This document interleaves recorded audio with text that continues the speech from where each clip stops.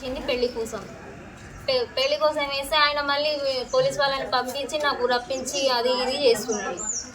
నేనేం చేయాలి? అసలు ఎక్కడికి పోవాలి? మా వాళ్ళేమో ఇంటి నుంచి నాకు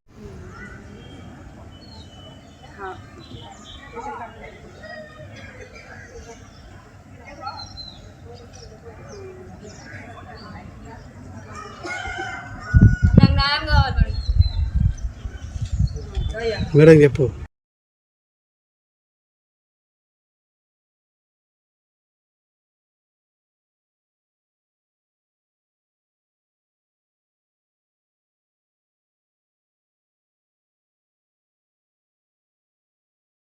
నూర్జహాన్ నా పేరు, నాది నాగర్కర్ణ. నేను 12 సంవత్సరాల నుంచి ప్రవీణ్ కుమార్ అనే అబ్బాయిని లవ్ చేస్తున్నా. ఆయన కూడా లవ్ చేస్తున్నాడు. పెళ్లి చేసుకుంటా అని ఆర్థికంగా శారీరకంగా అంతా వాడుకొని పెళ్లి చేసుకోను, నువ్వు ఏమైనా చేసుకో, నువ్వు కేసు వేస్తావా, కేసు వేయి అంటే నేను ఏం చేసిన, పెళ్లి చేసుకుంటావా లేదా అని అడిగి 12 సంవత్సరాల నుంచి అడిగి ఆయనకి పోయి కేసు వేసిన. కేసు వేస్తే ఆడ నాకు ఏ న్యాయం జరగలేదు.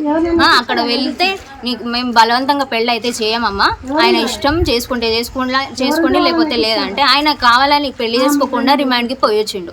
రిమాండ్కి పోయి వచ్చిన తర్వాత నాకు ఏది అసలు నేను వేసింది కేసు పెళ్లి కోసం.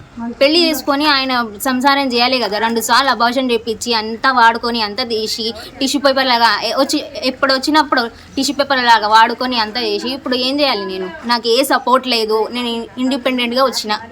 మా అమ్మ వాళ్ళు దొబ్బేసిరో ఏది దొబ్బేసిరో అంతా నాకు ఆర్థికంగా లేదు, ఏది రకంగా లేదు. నాకైతే పెళ్లి కావాలి, ఆయనకు నాకైతే నాకు కావాలి.